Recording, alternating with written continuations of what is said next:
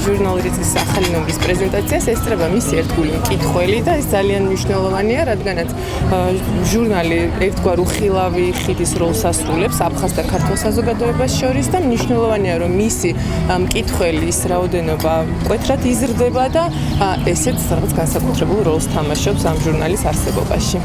დღეს ჩვენ შევიკრიბეთ თბილისის სახელმწიფო უნივერსიტეტის ასე ღია სივრცეში, რათა კიდევ ერთხელ წამდგარ ვიყავით ჩვენი ერთგული მკითხველის წინაშე.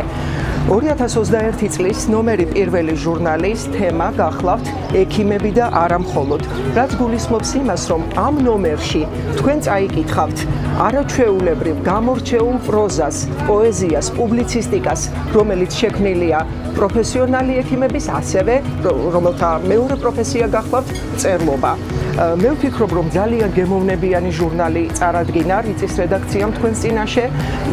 ჩვენი მიზანი იყო, რომ გაგვეცნო არა მხოლოდ ლიტერატურა, არა მხოლოდ პუბლიცისტიკა, არა მხოლოდ დოკუმენტური პროზა, არამედ აი აქ დღეს თქვენ ხედავთ დაინტერესებულ საზოგადოებას, ესენი გახლავთ ჩვენი ერთგული მკითხველები და ჩვენ გვინდოდა, რომ ეს ხალხი შეგვეკრიბა და ყველას ერთად გვემსჯელა ჟურნალის ამ კარგზე.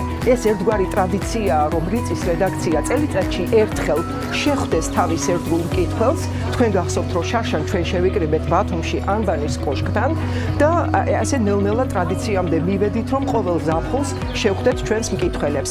ჩვენ ვფიქრობთ, რომ სწორედ ხელოვნება და ლიტერატურა არის ის ქვაკუთხედი, რომელზეც ზედნაშენივით უნდა აღმოცენდეს ჩვენი საუკეთესო ტრადიციებზე ჩვენი ურთიერთობა იმ ხალხთან, ვინც გვენატრება.